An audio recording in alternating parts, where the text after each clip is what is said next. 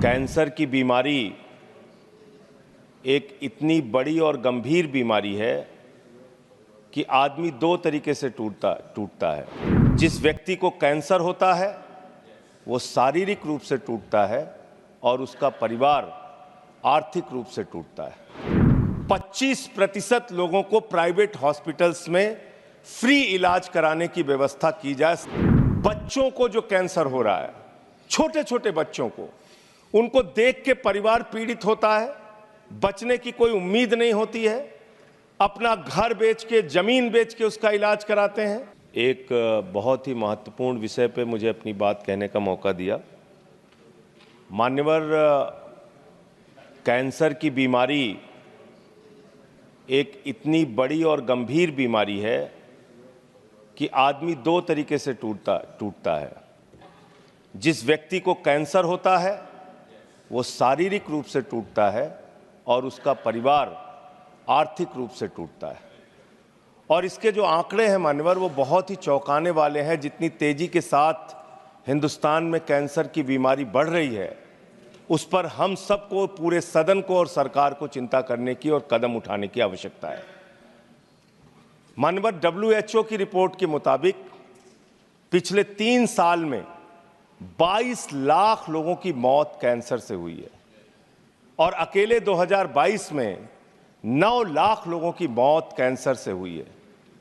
मानवर, हमारे देश में कैंसर से इतने लोगों की जान चली जा रही है जितना किसी देश की आबादी नहीं है। मैं देख रहा था देशों की आबादी, भूटान की आबादी 7,80,000 है, गुयाना की आबादी 8 लाख है, लग्जमबर्ग की आबादी 6,53,000 है, मालदीव की आबादी 5,24,000 है।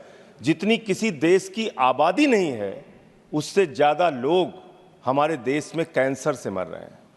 और इसके बारे में मान्यवर, एक पार्लियामेंट्री स्टैंडिंग कमेटी की रिपोर्ट है जो इस सरकार के सामने विचाराधीन है और उसके सदस्य रामगोपाल, उसके अध्यक्ष रामगोपाल यादव जी यहाँ पे मौजूद हैं, वो पब्लिक डोमेन में है रिपोर्ट। उसकी कुछ रिकमेंडेशंस हैं जिसको देश के अंदर लागू करना बहुत आवश्यक है। वो रिपोर्ट साफ तौर पे ये कहती है कि इस देश के अंदर 25% लोगों को प्राइवेट हॉस्पिटल्स में फ्री इलाज कराने की व्यवस्था की जाए। सरकार के द्वारा ऐसा कानून बनाया जाए कि 25% फ्री इलाज कैंसर के मरीजों को प्राइवेट हॉस्पिटल्स के अंदर मिले।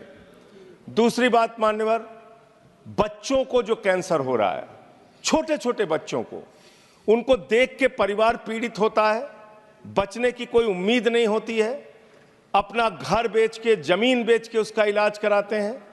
तो इसलिए बच्चों का इलाज पूरी तरीके से फ्री किया जाए। अगर किसी बच्चे को कैंसर की बीमारी होती है, ये दूसरी सिफारिश उसमें है।